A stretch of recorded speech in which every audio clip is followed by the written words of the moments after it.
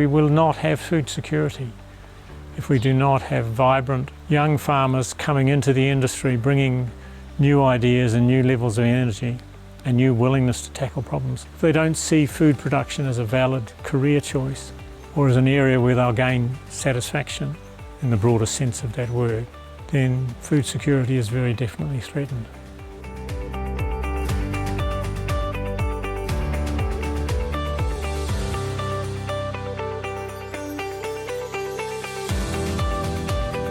For Māori, our time horizons are intergenerational. So we don't actually see things just in the context of a first quarter, second quarter, third quarter, 3 year, 5 year, 10.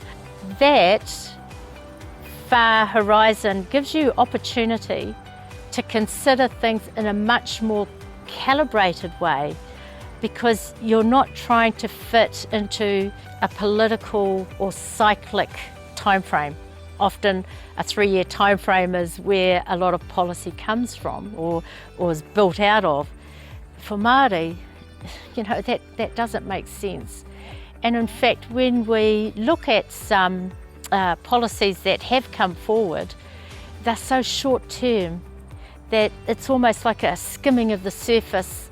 So you might get the outcome, but it's not sustainable. Perhaps one of the unique challenges that women face in any career is, so we've got 3 children and I work part-time.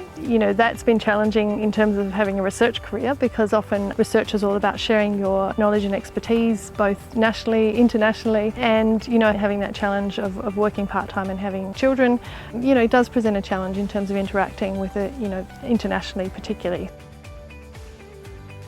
It's really amazing to see so many women involved in our primary industry now.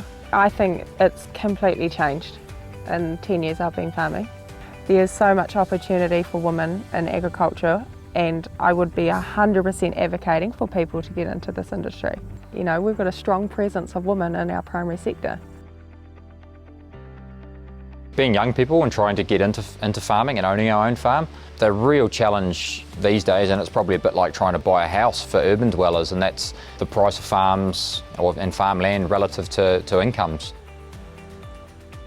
I love it when young people, particularly enthusiastic young people, passionate young people, come and are interested in doing research or getting involved in some of the things that we're working on. And so, yeah, I think we play a really important role, to help foster that enthusiasm and that passion. And so I love it when our students are really interested in working with agriculture and helping farmers tackle some of these really big issues. And so I'm always encouraging them and often, connecting them with other people so that they continue in that field and they don't get disillusioned. By bringing on sort of sheep milking as part of our business, we will be utilising more rural services around the area, so that'll have positive flow-on effects for the rest of the community as well, in terms of our spend at places like the local vets and the local building companies and things like that. And that's something that we really value. We're a reasonable distance from the nearest town, so it's sort of quite important to us that we have a good rural community out here that's flourishing. I think a really key part is making sure that it can be sustainable, because we build really good rural communities when we have farming businesses in there for a while. You don't build that close-knit community feel when you have people turning over in an industry a lot. So, be it people that are being employed on farm, giving them great long-term employment so they can bring their children up in that area. So the really short-term employment in the rural space actually does have a negative impact, so making sure that we can create a really nice environment, have community facilities and also community activities that we do. It makes me sad, but we see a lot of tired, despondent farmers that are just struggling to cope with the complexity of their system, the changing environment, and I mean that in a physical context as well as in a regulatory sense. We want to put the fun back in farming. We've got obligations and expectations we must meet.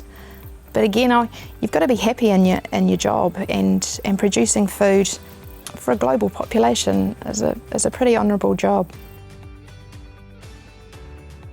If we want to get people together, the first thing I think is that people have to leave egos at the door, because sometimes I think scientists think they know everything. Sometimes I think policy people think they know everything, and sometimes I think farmers think they know everything. This isn't rocket science, but it is about people getting over themselves to address an issue that can have serious impact on our future generations. We can't have that. Can't have our name attached to that. So, you know, if we can at least be open mind and willing to listen and try to understand, I have no doubt we'll get to the right answers.